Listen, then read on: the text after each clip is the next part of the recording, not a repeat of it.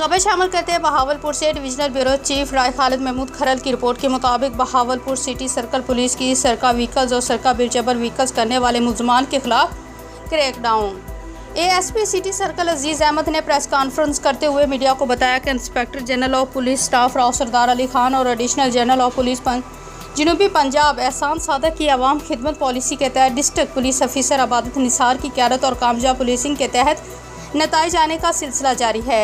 ASP city circle ने कहा कि पुलिस की कामयाब कार्रवाइयाँ की गई हैं। एसएचओ थाना कैंट कोतवाली सेवा लाइन और एसएचओ बुगदादुल जदीद तफ्तीशी अफसरान बीमा मुलजमान पर मुश्तमिल टीम ने जदीद टेक्नोलॉजी का सहारा लेते हुए शब रोज़ की मेहनत से सरका व्हीकल सरका बिरजबर व्हीकल के मुतअद्दिद मुकदमात में मुलविस तैमूर सोमरो गैंग ज़ेबा न्याजी गैंग के कारिंदों को गिरफ्तार कर लिया है। मुलजमान की निशानदेही पर 4 करोड़ रुपए से जायद मालियत, एक टोयोटा करोला, एक सुजुकी आल्टो, 2 टोयोटा GLI, एक होंडा सिटी, 2 मेहरान 54 मोटरसाइकिल बरामद कर लिए। बाज याफ्ता मसरूका को कानूनी तरीक़ाकार के बाद असल मालकान के हवाले कर दिया गया है।